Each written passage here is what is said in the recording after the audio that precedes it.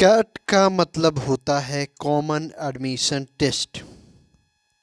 Cat एक तरह का टेस्ट है। जितने भी एमबीए कॉलेजेस हैं, एमबीए के जितने बेहतरीन कॉलेज हैं, उनके एडमिशन के लिए कैट की परीक्षा होती है। कैट का फुल फॉर्म होता है कॉमन एडमिशन टेस्ट। ये परीक्षा बेहद कठिन मानी जाती है। भारत के सबसे कठिन परीक्षाओं में या तो नीट का नाम आता है, या फिर आईआईटी जेई का नाम आता है, या फिर कैट का नाम आता है। परीक्षा कठिन इसलिए है क्योंकि यह सिर्फ और सिर्फ अंग्रेजी भाषा में होती है।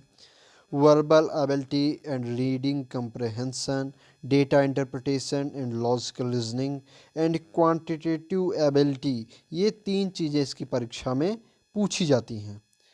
परीक्षा अगर पास कर लेंगे तो आप जितने भी बेहतरीन कॉलेजेस हैं, जितने भी आईआईएम के बेहतरीन कॉलेजेस हैं, उसके अलावा जितनी भी बेहतरीन यूनिवर्सिटीज़ हैं, जैसे बनारस हिंदू विश्वविद्यालय, लखनऊ विश्वविद्यालय, असम यूनिवर्सिटी, तेजपुर यूनिवर्सिटी और दिल्ली यूनिवर्सिटी समेत जितने भी प्रतिष्ठित संस्थान हैं, बिजनेस स्कूल हैं, सबसे बेहतरीन 20 स्कूल्स हैं, वो कैट के ही द्वारा आपको इस परीक्षा के द्वारा ही एमबीए के लिए एडमिशन देते हैं।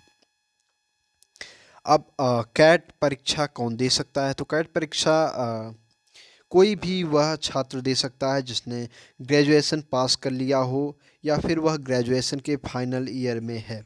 वह छात्र पात्र होता है कैट की परीक्षा देने के लिए।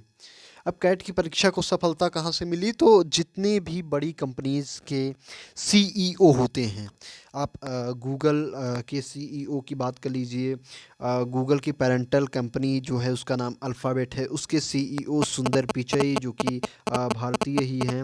उन्होंने आईआईटी से अपना ग्रेजुएशन किया। उसके बाद IIM Indian institute of management होता है, आईआईटी से भी बड़ा संस्थान होता है, उससे प्रतिष्ठित होता है एमबीए के कोर्स के लिए। तो उन्होंने वहाँ से एमबीए किया है, उसके बाद वहाँ पे वो सीईओ हैं। ऐसे ही माइक्रोसॉफ्ट के सीईओ भी रह चुके हैं, सत्या नडेला।